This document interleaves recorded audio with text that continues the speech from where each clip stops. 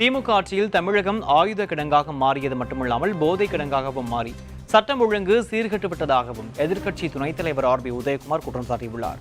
மதுரை குமாரம் பகுதியில் செய்தியாளர்களுக்கு பேட்டியளித்த அவர் தமிழக சட்டம் ஒழுங்கு சீர்கெட்டிருப்பதாகவும் பல உதாரணங்களை பட்டியலிடலாம் என்றும் கூறினார். முன்னாள் முதலமைச்சர் ஜெயலலிதா தொடங்கி வைத்த 20 கிலோ விலையில்லா அரிசி திட்டத்தில் தற்போது முறைகேடு நடைபெற்று வருவதாகவும் அவர் குற்றம் சாட்டினார்.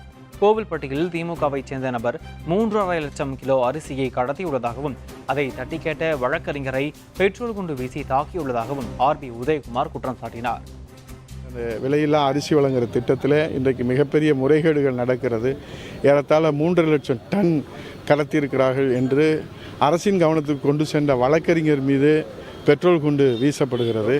அதேபோன்று வேலை முடித்துவிட்டு இல்லம் திரும்பின ஒரு சாமானியர்களெல்லாம் இங்கே தாக்குகிறார்கள், பட்டாக்கத்தியோடு தாக்குகிறார்கள். என்னவென்று விசாரிக்கிற போது மது போதை, கஞ்சா போதை என்று சொல்கிறார்கள். இந்த ஆயுத கிடங்காக இருக்கக்கூடிய தமிழகம் போதைப்பொருள் கிடங்காகவும் மாறி இருக்கக்கூடிய ஒரு சூழ்நிலையை பார்க்கிற போது மக்கள் அச்சத்தோடு வாழ்ந்து கொண்டிருக்கிற ஒரு நிலைமையை நாம் பார்க்கிறோம். இதையெல்லாம் இன்றைக்கு எப்படி தடுக்க போகிறோமோ, இளைய சமுதாயத்தை எப்படி காப்பாற்றப் போகிறோமோ என்கிற மிகப்பெரிய கவலை ஏற்பட்டிருக்கிறது.